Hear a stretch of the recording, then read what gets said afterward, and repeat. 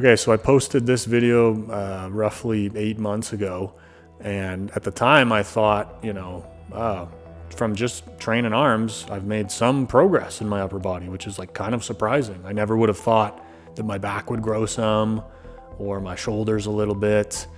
And I wasn't really aware of how underdeveloped my chest was, largely because I was just happy to be able to be training arms and working out at all. And I thought it was kind of neat that, like, hey, look, my back has grown some from just hitting arms. Like, cool. But unfortunately, the main reaction was how underdeveloped my chest looked. Some people were positive and nice physique, man, whatever. But there was at least half of the comments and feedback was, your chest is severely underdeveloped and your physique kind of looks shitty. And I mean, it was a bit of a wake-up call, and I don't really disagree. Clearly my pecs are pretty significantly underdeveloped. But I didn't realize in people's eyes that was so evident. And over the next 8 months, I can't train my chest directly due to some muscle imbalance issues and dysfunction. If I do any movements that contract and shorten the pecs, it pulls my shoulder out of position, and I start getting this numbness and tingling up in the left side of my face. I would love nothing more than to do some bench press. I would love nothing more. But I took it as a challenge to see, okay, well, maybe is there a way that I can grow my pecs? Not just because people left those comments, but I kind of did take a more objective look at my physique and go, yeah, I think it would look better. And I would like to have a little more mass on my chest to accompany the arms.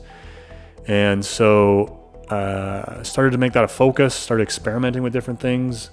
And eventually I've kind of found that the overhead tricep extension, if I really focus on scooping my elbows in and letting them drift backwards and getting a deep, deep stretch, it puts a pretty good stretch tension on the pecs without shortening and contracting them, and has led to some growth and has stimulated them a little bit, and they've grown up a decent amount.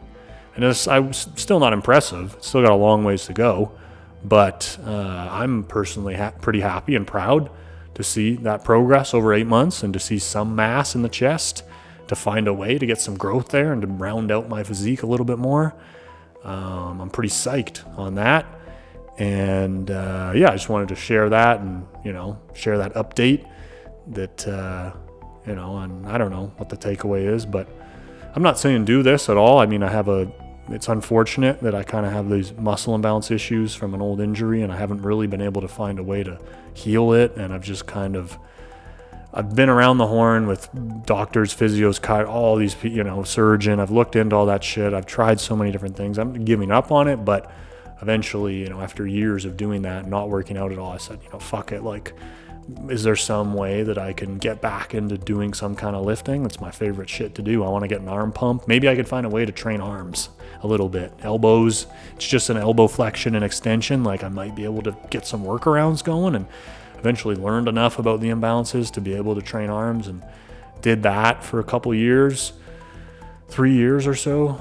And then, posted this and thinking, hey, my physique's looking pretty good. And my arms are growing. They're pretty big. And look at that. My back grew a little bit. And just, again, there was lots of positive feedback, but also just getting absolutely shit on.